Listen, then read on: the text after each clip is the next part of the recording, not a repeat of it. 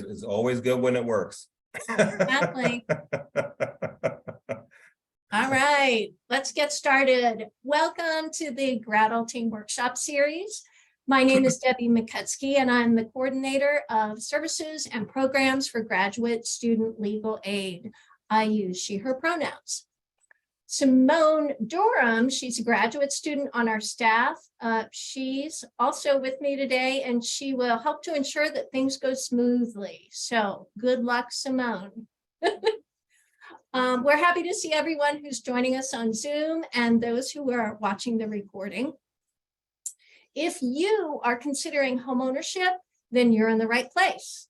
Today's topic is all about preparing for the unique challenges of the home buying process. So before we dive into the workshop, I want to remind you or tell you about legal aid. We do much more than the GRadulting Workshop Series. So in a nutshell, we're here to help you when you have a legal issue, when you have a legal immigration issue, when you get charged by the Office of Student Conduct, or when you need a notary. So if you paid your graduate student fee, then you paid for our services and there's no additional charge. So please let us know when you need help. Simone's going to put the link to our website in the chat and take a look. You'll see more details about who we are, what we do, and how to request an appointment. So now, just for a bit of housekeeping, automatic closed captioning has been enabled for those who want to read along. Near the end of the workshop, we'll post a link to a survey because we want you to tell us how we're doing. We will email links to the survey, the slides, and the recording this afternoon to everyone who registered. And the links will also be posted on our website. As always, we welcome your questions and comments. We want this to be a conversation. So you can post in the chat. And if you want to speak with us, or the speaker may call on you to go ahead, unmute your mic. But if you want to speak with us, just raise your hand and we will call on you. So let's move on to the workshop. I am so pleased to welcome two new speakers to our workshop series. They are both graduates from the University of Maryland.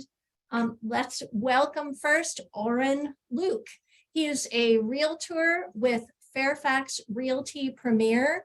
He is licensed in DC and Maryland, and he was highly recommended to us by the good folks at the Alumni Association. So welcome, Oren. Thank you. Thank you. I also want to welcome Tammy Saul, who was recruited by Oren. She has her JD and her MBA, and she is the owner and president of Federal Hill Mortgage since 2005. So thank you, Tammy, for joining us today. Thank you. Thank you, Debbie. All right, I will turn it over to you two. And as we planned, I will read questions to you as they come in. So take it away, Oren. Okay, I'm going to get going. Hello, everyone. Thank you for attending our homebuyer workshop. It's a pleasure to be here back at University of Maryland in this capacity. Missed the times I was here, and me and Tammy are really here to try to help anybody here and also any friends you may have to understand more about the process. So as Debbie has said, I've been a licensed agent since 2001. Tammy is the CEO of Federal Hill Mortgage. She has one of the most successful mortgage companies right now in our coast. And our goal is today to give you the right mindset and tools for when you do decide to buy, it won't be so intimidating. We have combined over 30 years of knowledge and hope to give you some value from the presentation today. We hope this is going to be an interactive experience and welcome any questions you may have during this presentation. So let's get started. All right. So first question many of us ask ourselves when we look at how do I prepare for home ownership? First question I know many clients or soon to be clients ask are, should I buy or rent? Or should I say they ask the question to me or they ask it to friends or family to buy or rent? And I always pose it back to them saying, should I buy or rent? And I know it sounds like a really basic or loaded question. There's no right or wrong answer to it. It's based on your point of view at the time you're thinking about this. But there is a right or wrong time and reason if you don't take that perspective when you're looking to buy or rent.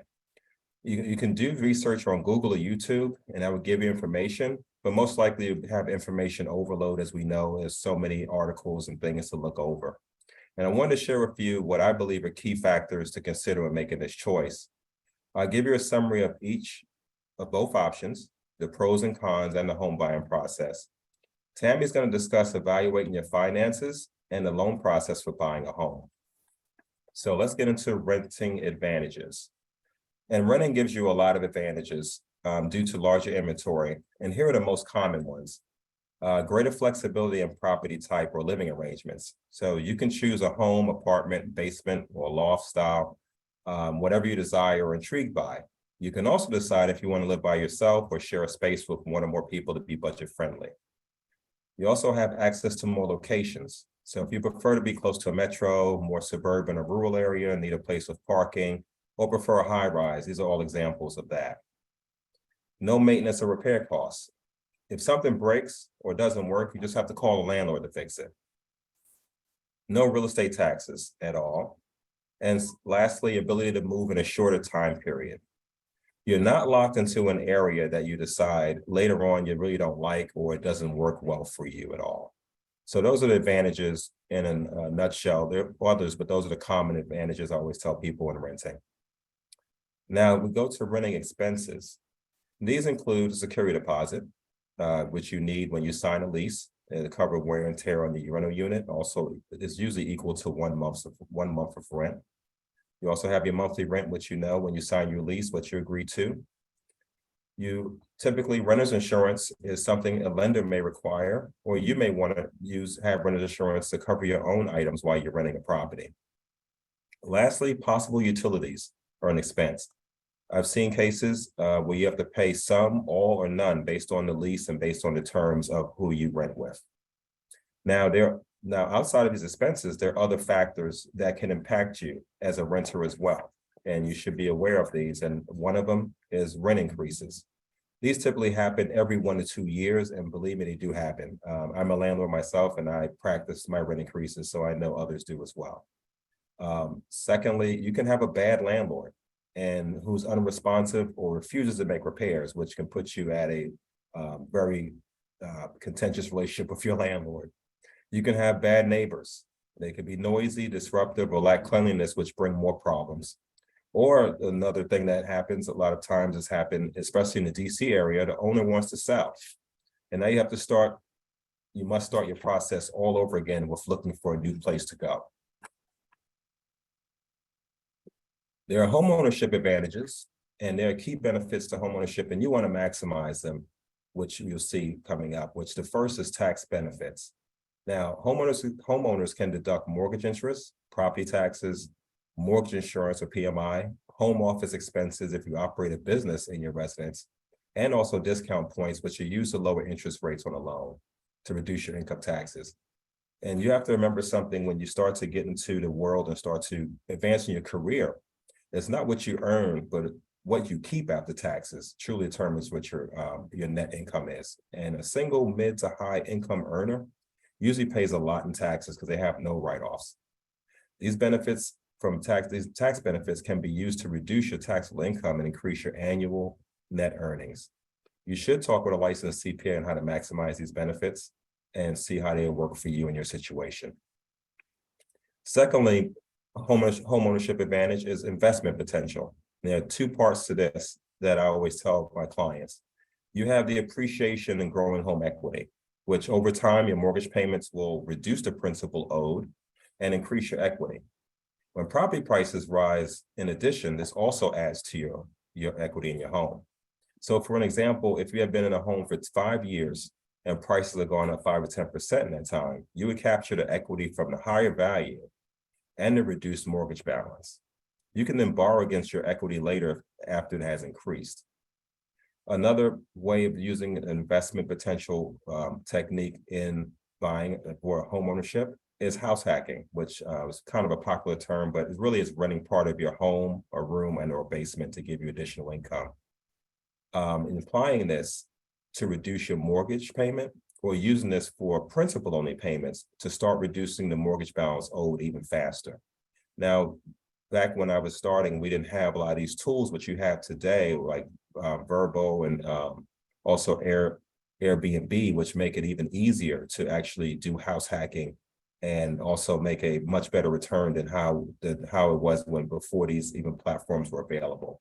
So those two tools, I always tell people, are things that you look at, and house hacking is actually a very good and more utilized tool when someone buys, because it helps offset mortgage costs and helps somebody to look further down the line as far as how they're going to take advantage of the home even more and with more savings in their pocket.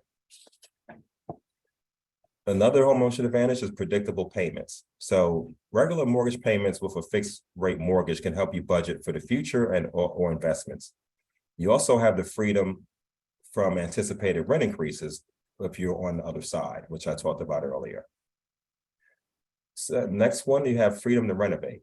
So if you're a handy person, fan of HGTV, or you're a YouTube University type of person, or just want to hire a contractor, making improvements can add functionality and build equity. Typically, buyers who purchase fixer-uppers have the most potential to increase the equity in repairs and or renovations are made. And lastly, an advantage is pride of ownership. So right now, you have a permanent residence when you buy your home and are now a shareholder in your neighborhood and community. Now, the next slide I want to go to are homeownership expenses. And we know homeownership comes with more expenses and responsibilities than renting. These include down payment and closing costs, monthly mortgage payments, real estate property taxes, HOA or condo fees, if any, and homeowners insurance. Now, Tammy will cover these topics during her part of the presentation. And I wanted to include two other expenses that go on the homeowner side, which are utilities and maintenance expenses. These last 2 points provide sometimes the biggest challenges for new home buyers. These are the unknowns, though they may sound overwhelming. There are ways to help in both areas to be able to plan and estimate these costs. Making your home energy efficient, proper insulation, using smart thermostats such as a Nest, smart energy appliances, LED bulbs, and water uses can help reduce utility expenses. For maintenance and repairs, I will show you what to use for forecasting and budgeting those items based on whether they're immediate, a 30 to 60 day item to look at, or long-term. So now we've covered the renting to buy or rent. We've gone over the advantages and expenses. I wanted to give a poll question right now and ask everybody here, who pays more, renters or buyers? And let's give everybody a moment to answer that question.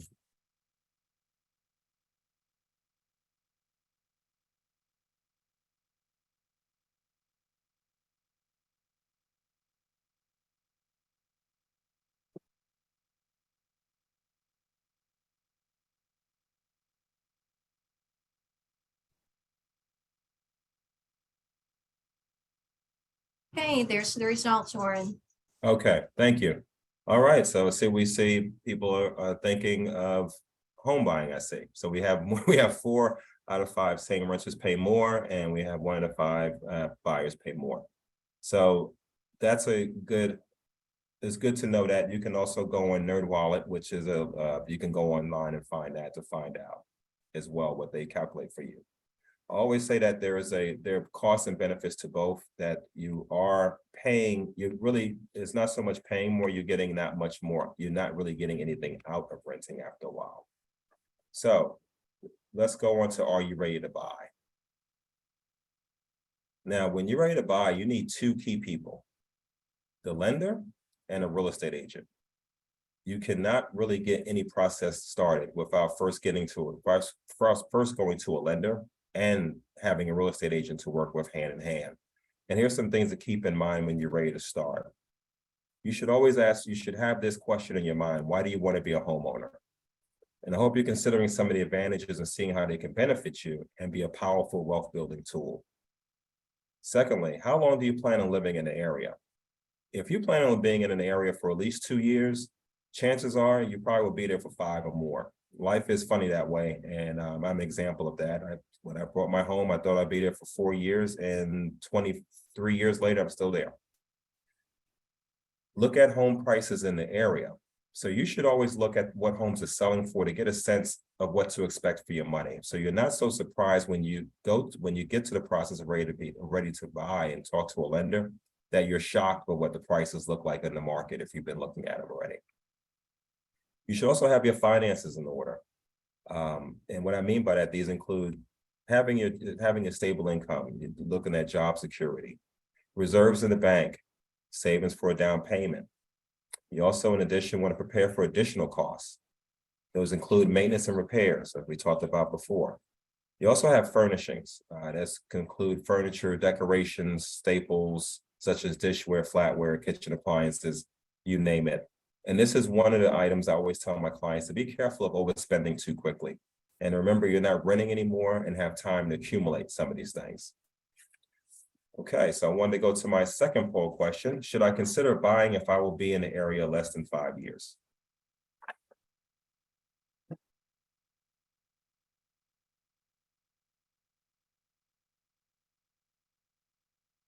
All right, I think we've got our answer. Okay, great. Excellent. So the poll shows yes, and I agree. That's a very good way to look at it. Very smart. So at this point, we've gone through any poll questions. I want to see if anybody had any questions so far with the material. And if not, then I will now get ready to go to the next slide and get ready to get this over to Tammy, who will talk about evaluating your finances and the lending process. So Tammy will go through the whole process of how to start the process of evaluating finances. Here you go, Tammy, and I'll let her start.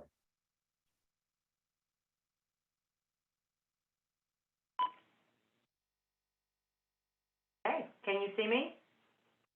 No, and then you put your camera back on, Tammy. I will put my camera back on right.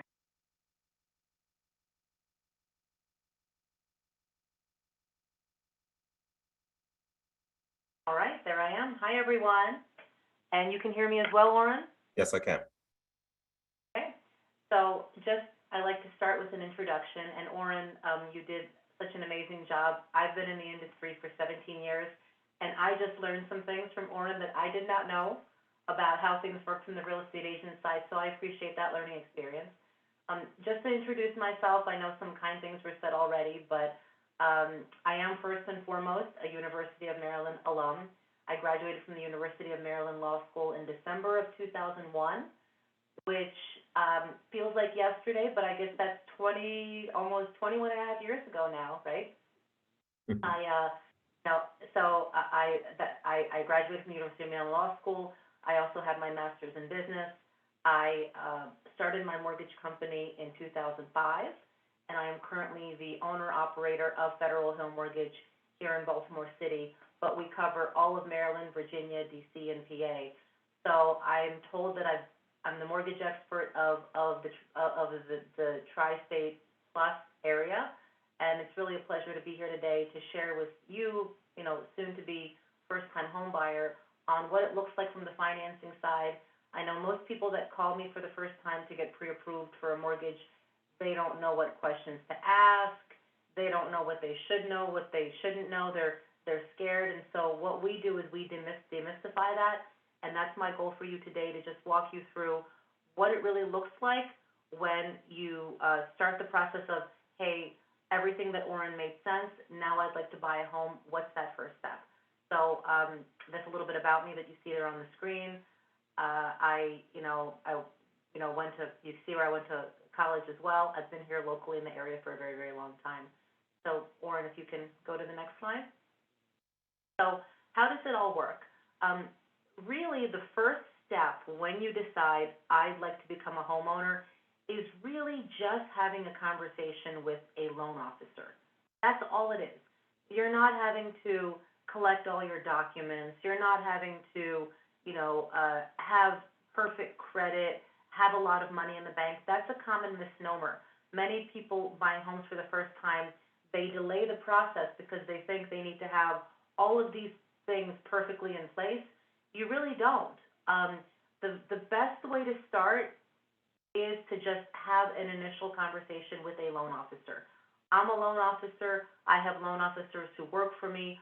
A loan officer is just an individual who has a license as a loan officer or a loan originator who works for a mortgage company who's able to guide you and give you the steps to becoming a homeowner. So in that initial conversation, what I do with every client is I will just ask them questions. Those questions are really three questions. The first one is, how much do you make per year? That's not something you, as a soon-to-be homeowner, need to look up. You know how much you make. If you don't know what it is on an annual basis, we ask you, how much do you make per hour versus how many hours do you work a week? So that's the first thing that a loan officer or a lender will be asking you is, how much do you make? Second question that a loan officer will ask you is, how much do you have available to put down? Now, that is typically the scariest part of the conversation because people wanting to buy homes, they think they need a lot of money. They think they need 20% to put down, when really they don't. In many cases, not all, but in many cases, you can buy without having to put any money down. Now, it's always best if you have a little bit, and what is a little bit is typically 3% of whatever the sales price is. We'll go over that here in a moment. But you don't have to have a whole lot of money to buy a home. So that's question number 2. And question number 3 that a loan officer will ask you is, let's take a look at your credit. Now, don't be scared by that because, first of all, the loan officer, at least if it's me, I think most loan officers can do this, we will run a soft pull. A soft pull doesn't hurt your credit. It doesn't come up on the radar. It just gives us the information that we need, not just to see your credit score, but also to calculate what's called your debt-to-income ratio. And I can go over that if anybody's interested on how to calculate a debt-to-income ratio. But we have to do that because obviously the amount that you qualify for is based on your income and your debt-to-income ratio, okay? So that, guys, is just the first step of, hey, I want to buy a home. What's my first step? It's to talk to a loan officer and have that initial conversation where the loan officer will ask you those 3 critical questions. They may ask you other things, but it really comes down to those 3 things. And at least for me, once you give me those 3 pieces of information, I can typically let you know what you qualify for on the phone at the end of that call based on that, okay? Now, step number 2 is completing an actual application online with that loan officer. Now, some loan officers do it over the phone. I like to do it online so we can verify everything. So you fill out the online form, you upload your documents, and then once you do, the loan officer will review the online form, they will review the documents, and then they will give you something called a pre-approval letter, which is, your golden key to the city. Because once you have that pre-approval letter, you're then not only do you know what you can buy, not only do you know how much you have to put down, but you also know what your estimated monthly payment will be. And those are the 3 questions that every first-time home buyer wants to know. Well, first they want to know, am I qualified? Second, how much am I qualified for? Third, what does a monthly payment look like? And then how much money do I need? So we, as your lender, are able to answer all of those questions for you once you fill out that form for us and upload your documents. And that, as you can see there, goes to step 3. Step number 3 is the mortgage consultation with a loan officer.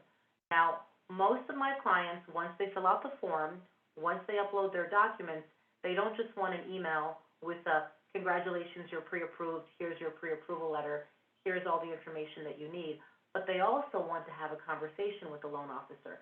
And that's what I call the consultation, where we actually go through that with you step by step. And typically in those conversations, the primary question is, what is the purchase price I should be in order to keep my payment where I want it to be?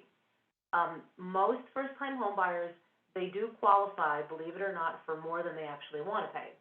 So my telling you qualify for $500,000 in purchase price doesn't really help you if that $500,000 in purchase price gets you to a mortgage payment that's more than what you want to pay. So what I do is I will ask you, what is the monthly payment that you would like to have? And then I translate that backwards for you into the purchase price that is going to be comfortable for you. Does that make sense, Warren?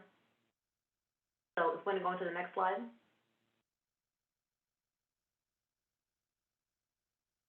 Okay, the three components of a pre-approval. All right, so we covered this a little bit. Like I said, we have the initial conversation, step number one. We have you completing an application online and uploading documents, step number two. And then we have the third step, which is the mortgage consultation. And it is in that mortgage consultation that essentially we go through these items. So let's unpack these a little bit more. Down payment, one of the most common questions. How much money will I need in all to buy a home? Well, that depends on what you're pre-approved for. If you have very good credit, and you have adequate income, as a first-time home buyer, with a conventional mortgage, in general, you can get away with putting 3% down of the purchase price for the down payment, plus another approximately 3% for closing costs. So that means for a $300,000 home, you'll need about $9,000 for down payment and then $9,000 for closing costs, unless, of course, your real estate agent is able to negotiate for the seller to cover some of those closing costs, which Warren, you'll get into a little bit later. Yep. Sometimes that's possible, sometimes that's not possible. I get the question a lot of, can I get the seller to cover closing costs? That comes largely down to how skilled is your real estate agent at convincing the seller to do that. But it also comes down to the competition and how long that property's been on the market. So if the property just hit the market yesterday and there are 5 other offers, the chances that even a real estate agent as good as Orrin, and Orrin, let me just tell you, is the best, is going to get you closing help is very low. So just keep that in mind. Go into the process just expecting that you'll need at least 3% for down payment and then at least 3% for closing costs, unless you're using some sort of down payment assistance to help you with some of that, which we'll cover here in a moment. Now, the next is credit score. What credit score do I need, and which one does the loan officer use? Okay, so there are 3 credit bureaus. There's Equifax, there's Experian, there's TransUnion.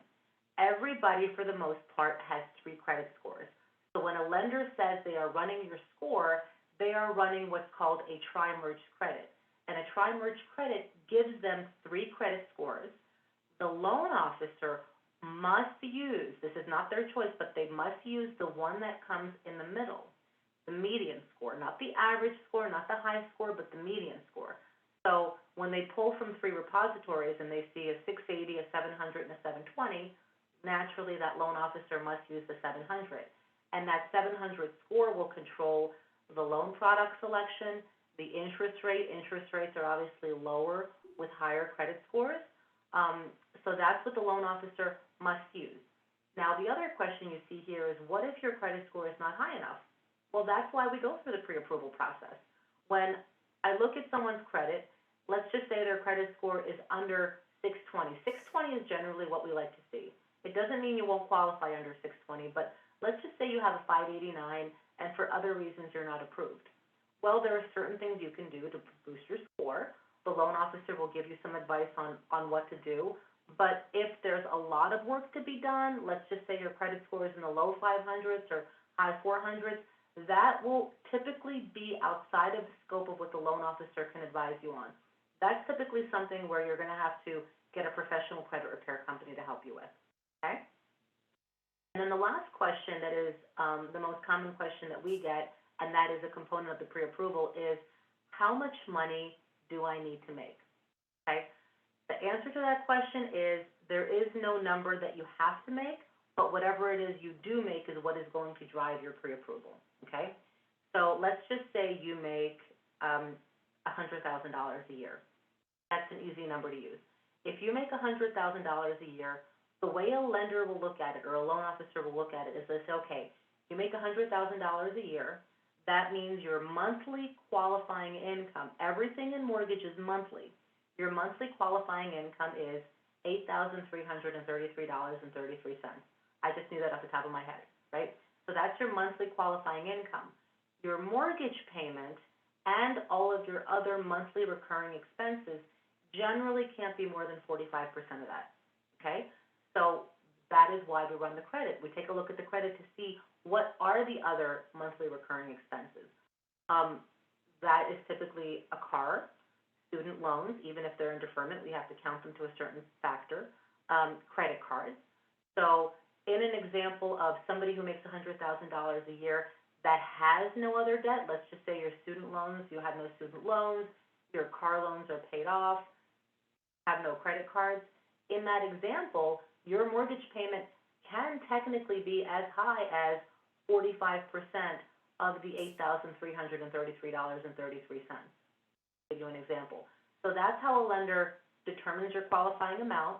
They start with your income, and they work it backwards and say, based on this income and the down payment that this individual is making, what is their maximum qualifying amount?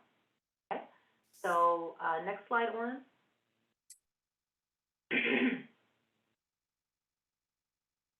Okay, so we Actually have a have good, a question real quick. Yeah. I know some of this doesn't apply to the VA home loan, i.e. you can do a 0 down payment, but should someone using the VA home loan expect to pay 3% closing costs as well? that is a great question, and I'm glad whoever brought that up because I missed that, okay? So the loan that I just described for you was a conventional loan, and there's also the FHA loan, which is very similar. It just requires 3.5% down instead of 3% down. But you're absolutely right. If somebody has a VA eligibility, they do not have to put any money down, but they still have closing costs, okay? And that's a very big misnomer with VA loans, is that many veterans, and I have many, many veteran clients, and I very much enjoy working with them, by the way, is that the down payment requirement is gone. Why? Because VA lets you finance 100% of the purchase price, but the closing cost requirement is still there. Now, many veterans get their closing costs covered by sellers, and so they think that they don't have them, but it's not that they don't have them, it's just something that was negotiated in the sales price in the same way that I just described to you 5 minutes ago, in the same way that it would be negotiated in the sales price if it was an FHA loan or a conventional loan, okay? So they're still there, they're still the same, and it's not any harder or easier for a real estate agent to negotiate for the closing costs to be paid by the seller with a VA mortgage. But many veterans I've found, especially the ones who are buying a home for a second or a third time, maybe the first time they bought a home, the seller covered all their closing costs, so they thought they didn't have them, but they were there. Did that answer your question? Yep, she says, that is super helpful. Thank you for clearing that up. Excellent. Yeah, that was a great question. I love questions, by the way. You're not interrupting at all. Okay, so the next question is, what actually makes up a mortgage payment? Okay, and this is part of what I cover in the mortgage consultation. Again, step number 3 for my first slide. I let the person know, the first thing I tell my clients is, this is what your total estimated payment will be. But it's impossible to tell you what your actual payment will be until you found a property. Why? Because properties have different property taxes amount. The property taxes attached to the property, especially in Baltimore City, where I am now. 2 properties side by side can have vastly different property taxes. Properties have different HOA or condo fees, right? So we can give you an estimated payment based on a generic purchase price up front, but until we have the actual property in front of us, we don't know what that payment will be. So what makes up a payment? Well, first of all, obviously the biggest piece of it is the principal and interest on the mortgage, right? So the principal and interest on the mortgage, that's the only really mortgage part of the payment other than the mortgage insurance. That's based on the amount of loan the person is taking out, or the amount of money that they're borrowing is another way to say it, and the interest rate. So the goal is always to get the very best interest rate, right? So you achieve the lowest principal and interest by getting the lowest interest rate and also by borrowing less money. That's the principal and interest. It's always the biggest piece of the payment. I can tell you that as a rule of thumb, based on where the market is now for your well-qualified buyer, you're basically going to pay about $6 or $6.50 a month for every $1,000 that you borrow, and that's just the principal and interest portion, okay? If you want a rule of thumb, if you want a shortcut. Obviously, as interest rates go down, which we do expect them to do later this year, it'll be lower. It'll be maybe $5 for every $1,000 that you borrow. And a year and a half ago, when interest rates were really low, it was closer to $4 for every $1,000 that you borrow. So that's the first component of a payment, is principal and interest. Second component of a payment are property taxes. Just like I said, property taxes are different one property to another. They're much higher in Baltimore City than they are in the county. I also, do mortgages in DC. DC, they are the lowest for some reason. Maybe Oren can enlighten you why property so low in DC, but they're very low in DC. But that's something to take into account. So as you're looking to buy a home and you see these listings online, you may see a property where the price is very low, but if the taxes are very high, that will blow the payment up. So the monthly property taxes inside of the payment, they're basically 1/12 of the annual. So if you see a listing online and it says property taxes are $5,000 a year, or $6,000 a year, let me use that example, the monthly property taxes that are included in your mortgage payment are $500 in that example. Okay? The next component of a mortgage payment is mortgage insurance. Obviously, if you put 20% down, you don't have mortgage insurance. Everybody knows that, or most of us know that. But what most people don't know is that the closer you get to putting 20% down, the mortgage insurance goes down. It's not just one big, ugly amount if you don't put 20% down. For example, if you put 10% down instead of putting the minimum 3% down, the mortgage insurance is significantly lower than if you only put 3% down. The other piece of it is, as a first-time home buyer, if you have higher credit scores, your mortgage insurance is going to be lower than it would be if you were not a first-time home buyer, or if you didn't have good credit scores. So to give you an example, a purchase price of $300,000 with 3% down, that mortgage insurance may only be $70 or $80 a month. That's a perk of being a first-time home buyer. So the fourth component of the payment is home insurance. Okay, so home insurance is different than mortgage insurance. Home insurance is just like you have a car, you have car insurance. You need some sort of insurance on the home in case there's a fire, it burns down, there's some kind of natural disaster. You must have home insurance. Home insurance is not optional. If you're taking out a mortgage, you must have home insurance. You can choose any provider that you like. And home insurance depends on the price of the house. It depends on the location. But for a hypothetical $300,000 home in Baltimore, I would say home insurance would probably be around maybe $90 a month. So it's not that high.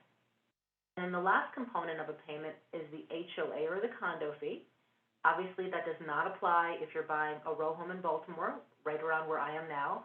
But if you're buying a condo in Baltimore City, you're buying a condo in Washington, D.C., or you're buying a townhome in Howard County, which is high in HOA fees, that's going to become part of your payment, and that's something that you have to take into account.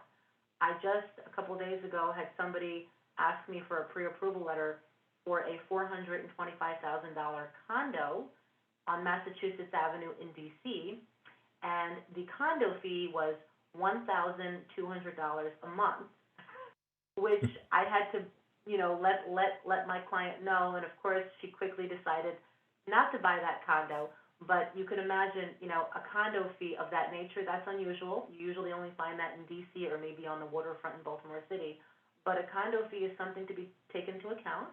So after you get pre-approved, as you're looking at homes online or in person, you always want to pay very, very close attention to what is the condo or what is the HOA fee in the listing, because that could, in some cases, double your payment. Any questions about that? So we can go on to the next slide, Lauren.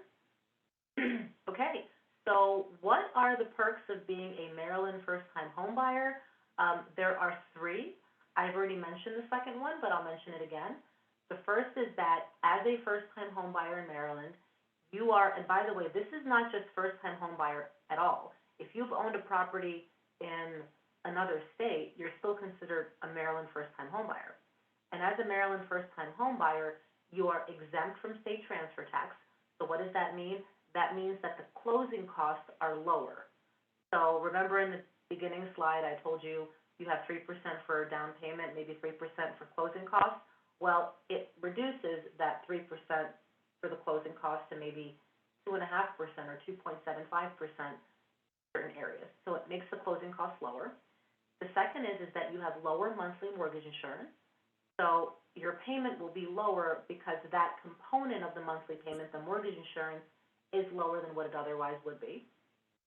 And then the last benefit of being a first-time home buyer is that if you are within 80% of the area median income for the area in which you are buying, which is different area, then you will also get slightly lower interest rate and lower mortgage insurance as well. In Baltimore City, it's actually a very high bar. 80% of the area median income in Baltimore City is about $93,000 a year.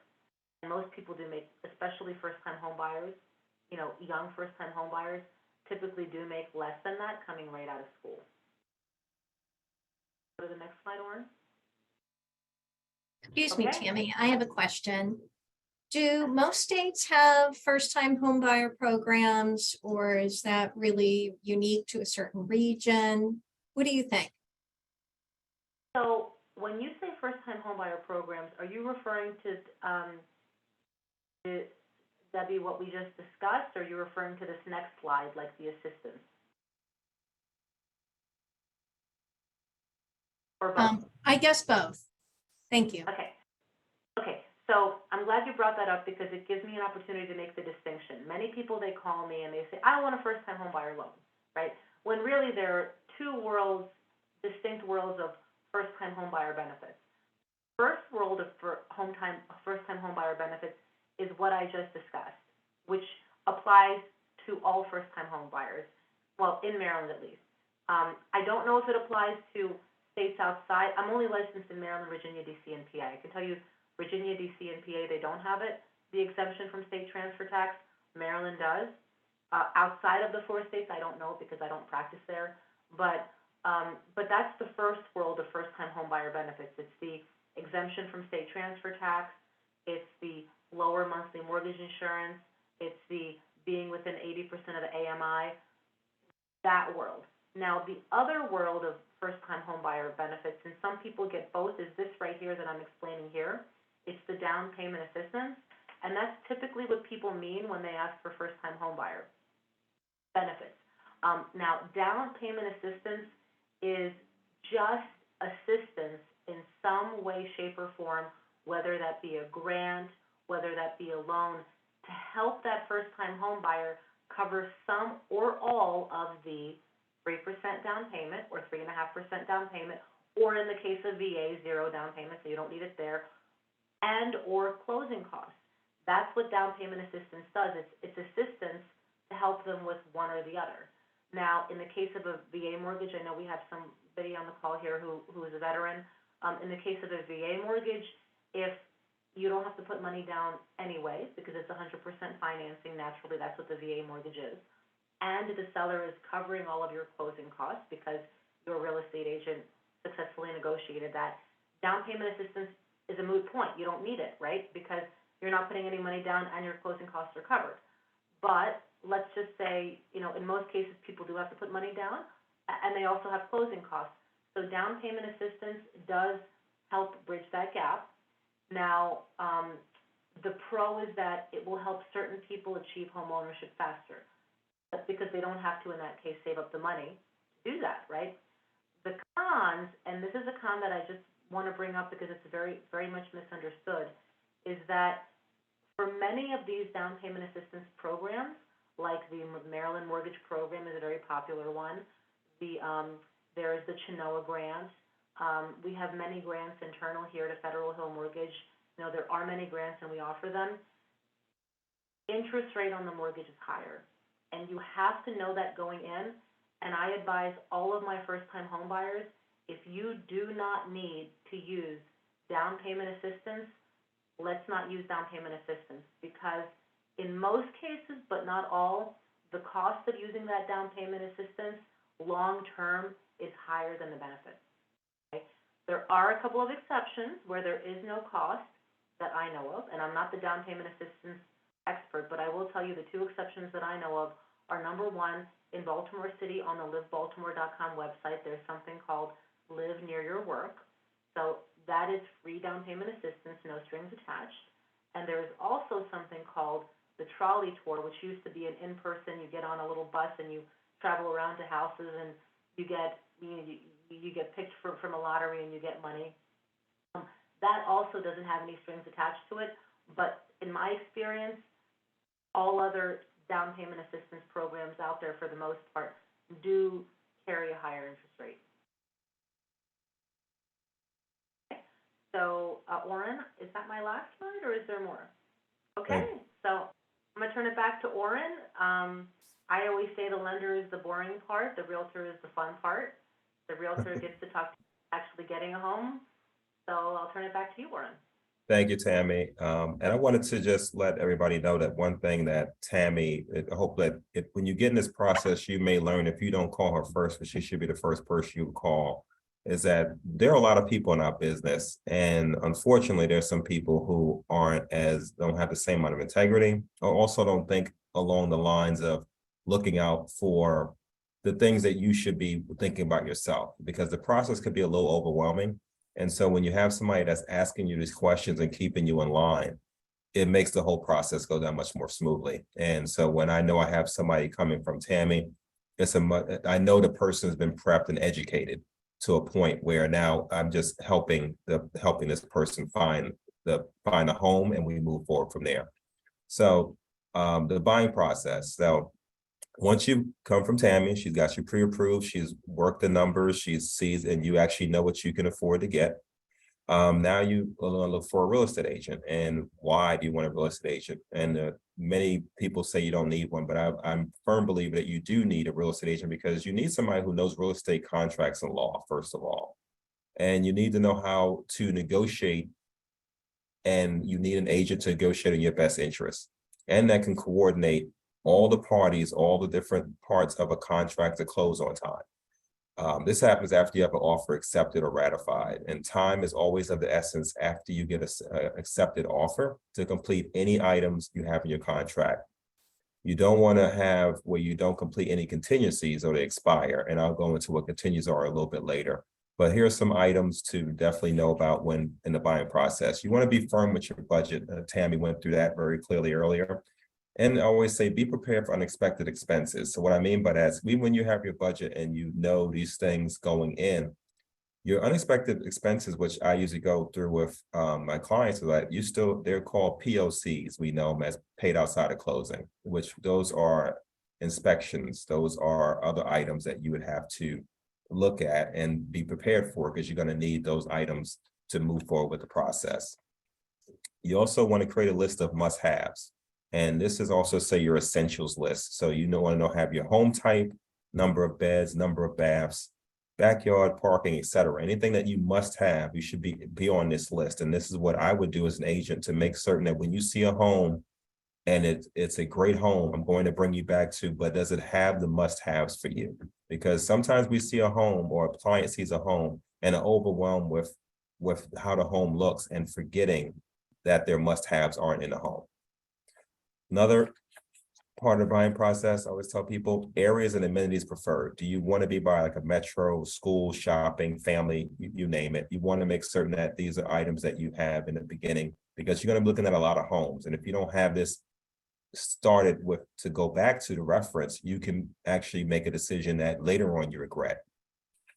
Another thing I always tell my clients is you need to go to the neighborhoods and areas of interest during the day and at night. And you'd be surprised that sometimes you can see a vast difference in an area between night and day. But I always tell people to do both. And I advise, you go to the area, sit down, or not sit, park and observe and see if things change. As Tammy also mentioned, and I will reiterate it, do not be afraid of using a loan program if you need it. And also, do not be afraid of asking for seller help. So if you've been following the market, we know we've come out of a very hot, very strong seller market, where the average time on the market may have been about 3 days before you had about 7 or 8 contracts. Well, that market has slowed down some now with inflation and interest rates. It's a little more buyer friendly, and sellers are now more open to working with buyers, even if they're open to loan programs, they're open to giving seller help. And that's my job, to try to get what you need on your side to help bridge, to make certain that the deal works for you as well as the seller.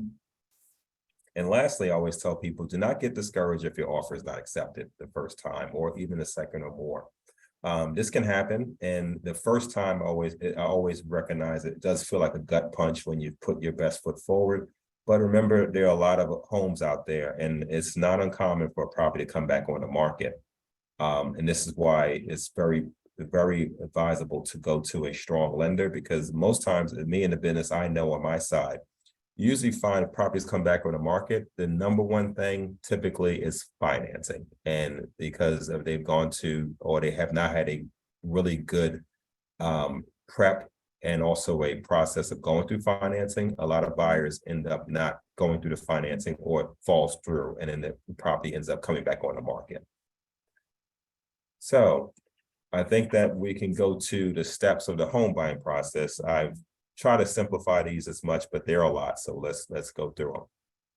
So you first are going to find a home, and that's the first part of it. After searching and searching, you actually find a home you like, and you're like, great, Oren, let's go. I like this home. What do we do next? The next step will be make an offer. So what I do with clients, if you want to make an offer, I'm going to first say, let me go ahead and do some research and send you what's called a CMA, a comparative market analysis.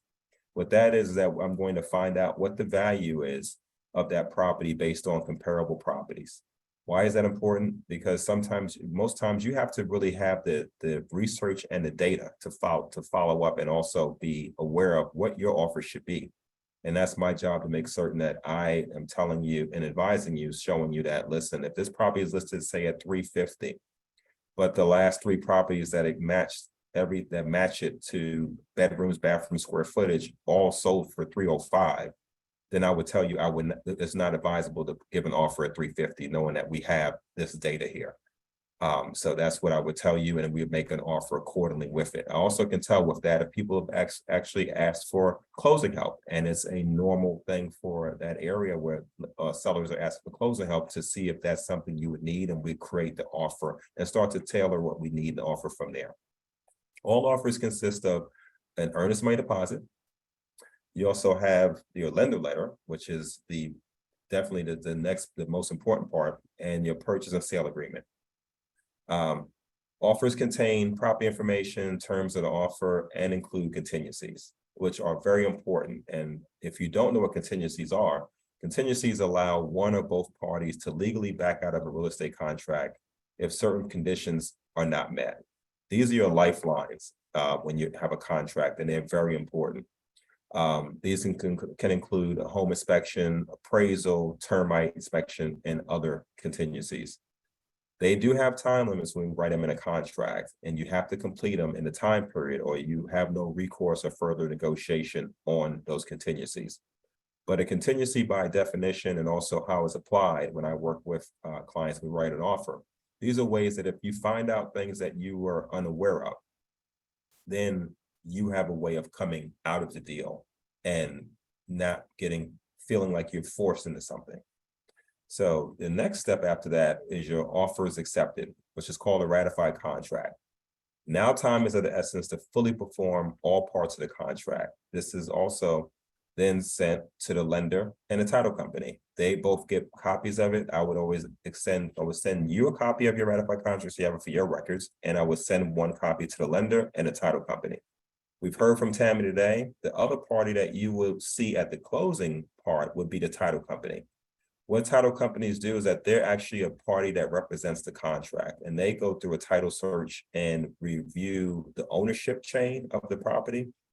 And they also are very important because they find out if there are any liens or encumbrances on a property that someone's selling. Legally, you cannot sell a property that has liens on it. So if there are liens, the title company will let us know and let the seller know, and the seller will have to resolve these liens to pass the property over to you. The next part is that we will schedule your inspections. So this includes home inspection, Termite inspection is another inspection that's required. You typically, the lender requires that to make certain you don't have any wood destroying insects. And the most important part to me, I always tell people, is your home inspector. A good home inspector is very important and the best value for an investment of buying a home. It's hands down probably the best money anybody can spend going through the process to know what's going on with the property. So when I talked to you earlier about the maintenance and repairs and saying I'll come back to that, this is the part where I would say this is how you can forecast and budget for those repairs.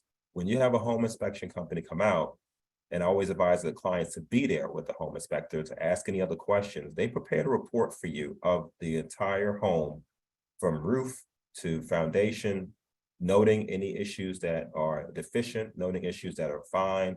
They also do things for you. They'll give you age of systems like your HVAC, they'll give you age of appliances, and you get back a nice thorough report. And with that report, you will always be able to go back to it. And I always advise people when you have it, start to import that into whatever you like to use, if it's a Google Doc or something like that, because now you can track what items you're gonna have to deal with in the future. So it could be a 36-day item, it could be a long-term item, you will know the immediate items. So after that part, we will review the inspection report after the home inspector makes their inspection and we see the findings. Based on what is found, this is where further negotiation usually or can happen. And what I mean by that, there's no house, and I've even done a lot of new builds, and there's no house that I've come across yet that does not have some deficiencies that need to be addressed. So older homes, we know they come with certain things. Some aren't very important because sometimes people are that have little nuances which aren't the same as somebody else, but some are very important, and we want to address that and further negotiate if a seller is going to address these, give a credit or do the repair. So I went through that further negotiation. The next part is an appraisal. And this is appraiser is already usually tied with when you have a loan, the lender will send an appraiser. Your appraiser is a person that's going to actually protect you from overpaying for a property. And so they're very important as well. They're going to assess the property. The appraiser and what I send are two different things. I'm sending you a comparative market analysis of what I find. An appraiser is licensed to get the exact value based on things that are in the MLS system, multiple listing service, and also not on the multiple listing service. They have the ability to capture all of that and come back with a value of the home. If an appraiser comes back and say the property is listed to say the same 350 we talked about, and you did offer 350. And if I told you I didn't think it was 305, as an appraiser comes back and says, oh, this property is worth 310, say it's a little higher than what I estimated. You now have the ability with a contingency to go back to the seller and say, listen, I cannot pay this price and it's only worth 310. So I want to renegotiate the price to 310 because you would have to pay the difference because the lender is only going to pay you what an appraiser values it at, and you shouldn't be overpaying for something, especially when you have an appraiser giving you the value. Next, you're going to be providing, this is during the process, providing the lender, providing Tammy, any more documentation requested or required during this process. And those things are pretty much, it's a fast moving process. It may seem like a lot of time, but 30 to 35 days is typically the time frame we look at closing. But a lot of moving parts are happening. And so you're going to be in contact with the lender as well. As Tammy said, you got to get your homeowner insurance. Don't be a last minute person. I've seen many of my clients call that day because they don't believe that it's very important until I remind them you cannot even get the keys without insurance. And then they get insurance. So it gives you more time to shop around. Remember, bundling, if you have a car, will always give you a little bit better pricing on your homeowner insurance. And then we go to the closing preparation. And what do you need for that? So closing preparation will be things like you're going to talk to the title company. They will send you information as far as what the required amount for closing costs with wire information. You also want to make your moving arrangements and get that scheduled. Changing utilities to your name, filling out a change of address form. All these are things that you want to do to start the prep. Closing day, remember to bring your ID. Another thing that people forget in excitement, you have to bring an ID so they can identify who you actually are signing the paperwork, and they have that for their knowledge. Final walkthrough. So on closing day, before we go to the title company, we do what's called a final walkthrough. And what's that? That is a last time to go through, and it's a little form I fill out that we look at a property to find out if there are any items that have changed. What I mean by that is if there's any damage or things that are missing that need to be documented, that we bring up at the closing table, and then we further have credit or compensation. Now, it may sound that this doesn't happen, but I can tell you that sometimes it does happen. A good friend of mine I helped in Baltimore went to the final walkthrough and found the refrigerator was missing. And so we had to go back to the closing table and he got a credit for it. So this is why you want to always do a final walkthrough. After that, we'll go to the closing at the title company. You'll be signing your papers, you get the keys, and congratulations, you are now a new homeowner. So the process has all these steps, and this is why an agent is very critical, because a lot of the steps listed here are things that I would be working with and giving you updates along the way. So that way I know that you can focus on dealing with Tammy on the loan process, also focusing on reminding you when we have dates that are important, so that way you're not missing out on your opportunity for any contingencies we have in the offer we have accepted as well. So here's another poll question I wanted to bring up to everybody since we've gone over these things. Who pays the realtor's fees, the buyer or the seller?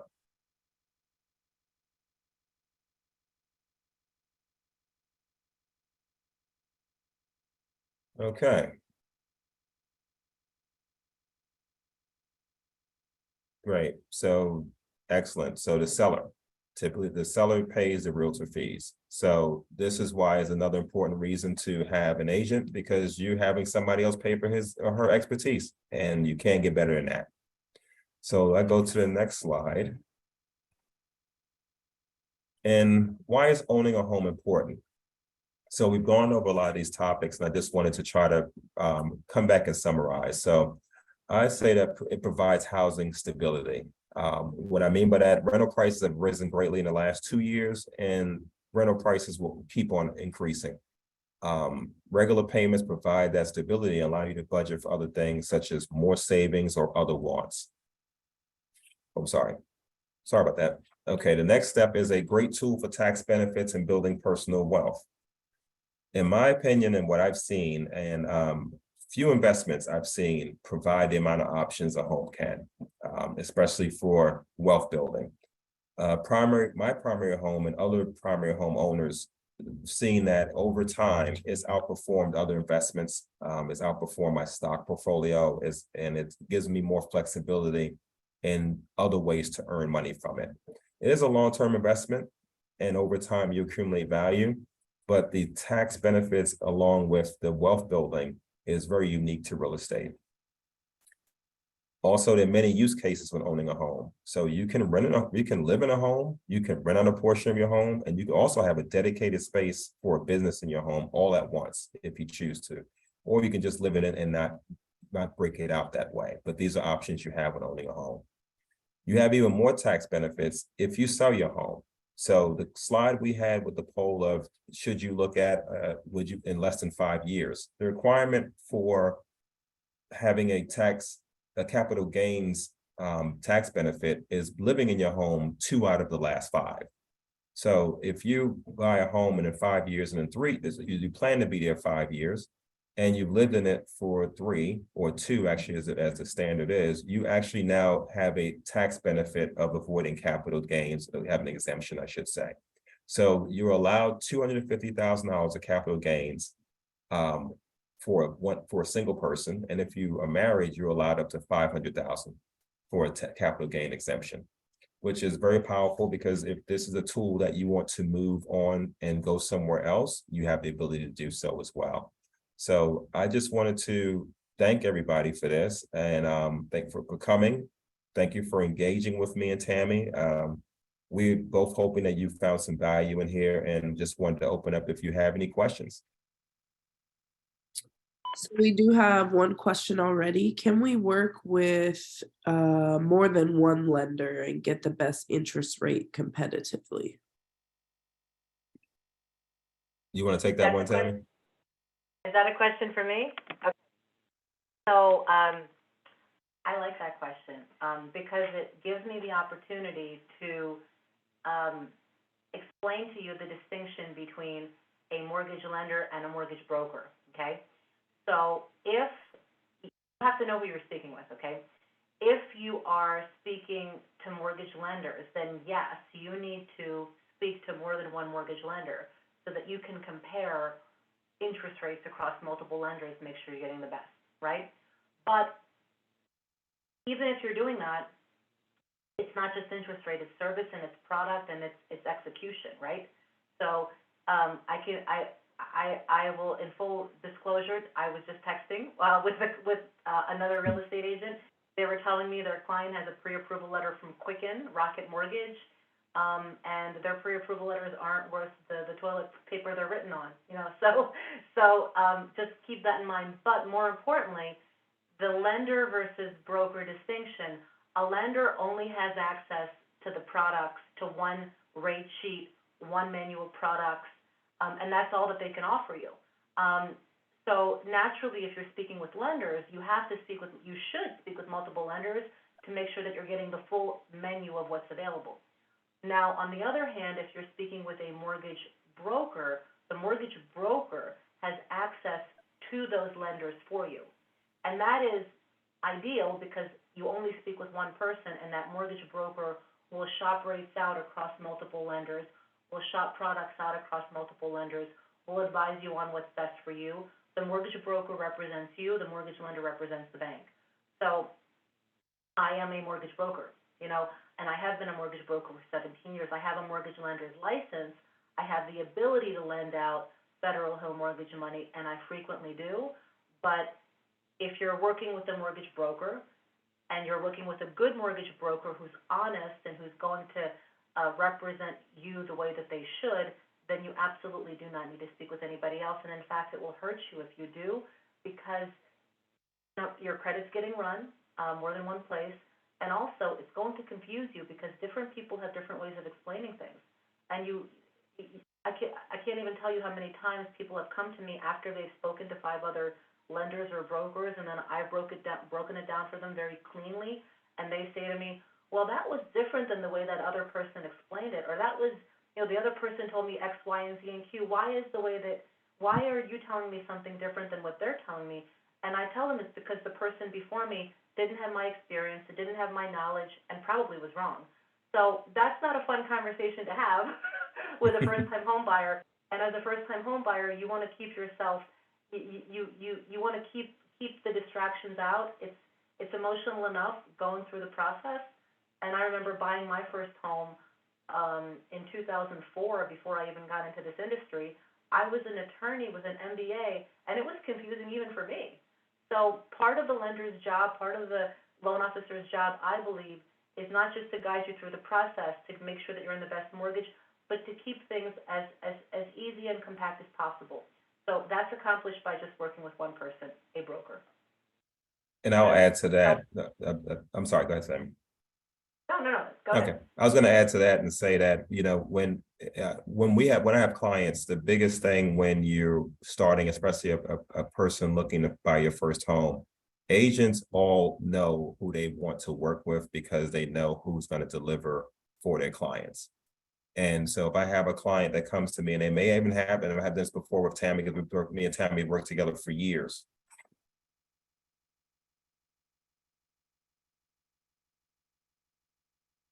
We lost you, Oren. It looks like we just lost Oren. He'll come back. He knows he's I'll still invite him back.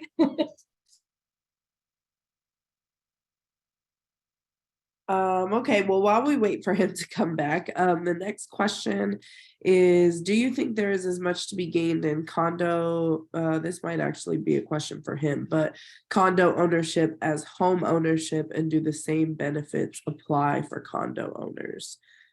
Should we wait for Oren on that, or? We can wait. I can fill in some of the blanks so that we're not sitting here in silence. So I will say to you, is Simone, right? So Simone, okay, if I have a cosigner on a loan, how will first-time homebuyer benefit? Ooh, I like that. We'll answer that in a second. So Simone, condo ownership is still home ownership. You still own a home, it's just a different type, right? So, there is a difference in the resale ability of it in the future. Oren can talk to you about that. As far as the mortgage is concerned, I can speak to that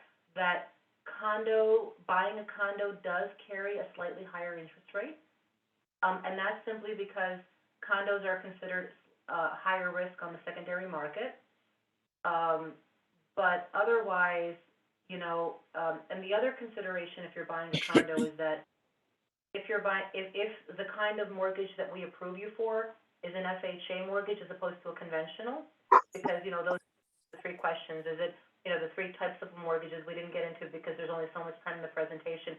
It's usually either a conventional, an FHA, or a VA. There's also USDA, but you only see that in Baltimore City, right?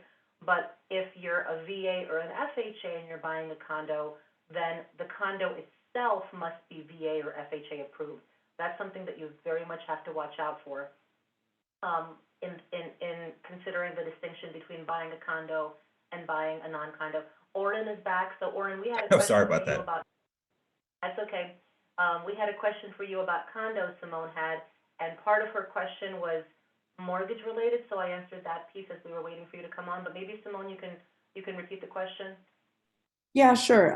Kat asked, do you think there is as much to be gained in condo ownership as home ownership, and do the same benefits apply for condo owners?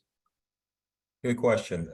It really, I think a lot of it has to deal with the particulars of the type of person that wants to, what works for you, because some people don't like the idea of having to take care of grass, exterior maintenance, things of that nature, where a condo has those things built in, snow removal, for example, things like that you don't want to do and have to end up doing yourself or lend more to condo.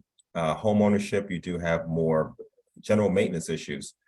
If you're talking about what translates to the conversation, I think the question is asking more so, what are you looking at if it's further from there? I think condos are a great entry point for most people, single people. They give more flexibility as far as the payment is a little bit more affordable. You do have the condo fees, and they do appreciate as well as homes. There's more responsibility on a home side, but you do have the flexibility of not having to worry about the condo fee as well. So it really depends on, most of the times I tell my clients, if you can handle the maintenance and you're okay with more of the general responsibilities, then try to go for a smaller home. If you're a person that really does not want to deal with more than outside of your actual property, then you're probably more suited for a condo, if that answers your question.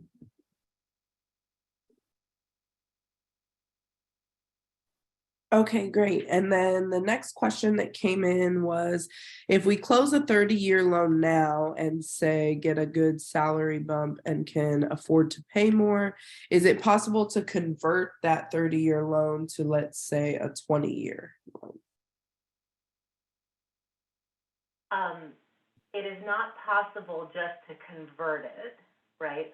But this question is really several questions. And so in order to, what you're referring to is the term of the loan. The number of years is the term, 30-year, 20-year, 15, 10-year, right? Number of years to pay off. So if you take out a 30-year fixed mortgage, and then all of a sudden you say to yourself, I really want to pay this off in 20 years. Well, you can do it one of two ways.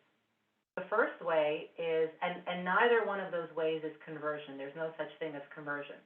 The first way is you can just pay extra towards the principal every month in order to pay it off faster. So if your payment is $2,000 a month, I'll do the quick calculation. I'll say, okay, well, if you pay $2,200 instead of $2,000, you're paying $200 extra towards the principal. Naturally, you will pay it off faster, right? Other way to do it is by something called a refinance. However, you would refinance only if it actually also brings the interest rate down. If you're staying in the same interest rate, there is no purpose to refinancing, because you have refinance costs. Refinance costs are like $2,000 to $3,000 in refinance costs. You also cannot refinance for 6 months. So from the time that you buy, you have to wait 6 months. Now, I will tell you that all other things being equal, if the market doesn't change, the difference between a 30-year fixed mortgage and a 20-year fixed mortgage is only about 1/8%. But the difference in the interest rate between a 30-year fixed mortgage and a 15-year fixed mortgage, that's a drastic drop. So what I do see, and I think is going to start to happen this year, is I think that the people who I put into 30-year fixed mortgages maybe the last few months, come this summer, once they're 6 months out and the interest rates will be lower, they'll probably be refinancing many of them into maybe 15-year fixed mortgages, because 15-year fixed mortgages could be a full percentage point lower. This is not a question, but I don't know, Oren, if you covered this, but perhaps we should speak for a moment. I think it's important about the inverse relationship between prices and rates. You want to talk about that? I think that's a very relevant point. So I'll just start by saying this, and then Oren can fill in the blanks, is that many people have this idea of, oh, let me wait until May or June when interest rates are lower to buy. Because I'm telling you right now, they will be lower. I mean, we are expecting in the mortgage industry, and I follow many of the biggest brains in mortgage and bonds, that we expect that May 10th, I know that's a very specific date, but May 10th, that's when we're going to start seeing mortgage rates come down. And I think the biggest mistake that certain people can make who are wanting to buy now is to wait until that happens to buy, because as soon as rates come down, prices go up. Yes. I'm telling you this, a year and a half ago, rates were 2.7, 2.875. People were paying $100,000 over list price to get a house just because they wanted that lower rate. And that wasn't the smartest thing to do. The smartest thing to do is, if you're ready to buy now. If you find a property you like, don't go buy something you don't like. Like, if the property presents itself to you, actively look, find the property now, buy while the rates are not astronomical, but higher than they will be, and then in 6 months to refinance into a rate that's whatever is available at that time. And if you do it that way, not only did you buy the house at the best possible time to get the best price, which, by the way, probably will be around list price or a little bit higher. That's still good, okay? I'm telling you, that's still good. I'm not talking about getting a $50,000 price reduction. And then you also end up getting the best rate because you refinanced at the right time also. Oren, did you want to chime in? That's totally correct, Tammy. And I think what you said is so that's something that people have to keep in mind. I tell people it's not waiting to buy at the right time. It's really more buy and wait. And you really need to, because that's how you're going to actually accumulate. What you're thinking you're doing is trying to time it is not going to really work for your best advantage. When rates do go down, prices do go up. People have more affordability. There's a correlation of and we also know that there's a scarcity we have with the listings. So when prices go down, there's a tendency for everything to go up. When prices go up, when interest rates go up, prices can be more along list price, but you also have sellers who are more amenable to offering negotiations compared to if I have a listing and I have 10 offers in the first 3 days, which that was what was happening a year or so ago. And you're coming with a great offer, a good offer. I'm not saying it's great, but it does nothing to do. It's not beating or even matching what I have. That was what we were dealing with in the industry before. It was like these things happen in cycles. I would say the best thing to look at it as. But don't get so caught up in what you see the interest rate is, because as Tammy's saying, those rates will change. They go up and down, and she's seeing, and from her vantage point, she sees that it's going to start to go down. I would tell you some stories that this is where I say that the power of real estate is. Most of my first clients worked on Capitol Hill before they started to advance. And during that time, the interest rate was about 7.5, which, so now that was a good rate back then. And they mostly moved in the Trinidad area. So back then, we were talking about 2003, and most of them got in homes in there under 150 was the price point. Now, fast forward, a lot of them sold, but they've sold around $500,000. And they've gone on to step to other homes, or they're still in the same home. So I just don't, like Tammy's saying, and I wholeheartedly agree, you have to separate this interest rate from price, because the price will reflect what's going on. The lower interest rate, the higher the price will go. The higher the interest rate, the more the price will level off, and the less competition you have, because other people who think like that won't want to buy. And this is where your entry point will be easier to go into. And this is why you need a team like what me and Tammy are talking about. You need somebody who knows these things, because a lot of agents unfortunately don't have that insight, or they actually aren't homeowners themselves, to be perfectly honest with you. So they don't know the whole process. I work with home buyers, investors, everybody, pretty much a lot of different type of clients. So you want somebody who has that experience on their side to help you out. And you always want a real agent is going to tell you what lender to work with, because they know they want you to get to the finish line with the least amount of stress as possible in the process of buying. I just want to interject for a minute. It looks like we do have one more question, but I want to be respectful of your time. It is 1:52. Do you have time for another question? Yep, I do. Don't know about Tim. I have until 2. I have a 2 o'clock call, so. Okay. More is good. All right, we'll take one more. And I know you two are sharing your contact information if there's other questions. Yes. Is that correct? Yes. Okay, It's on great. let me pull that up. Okay.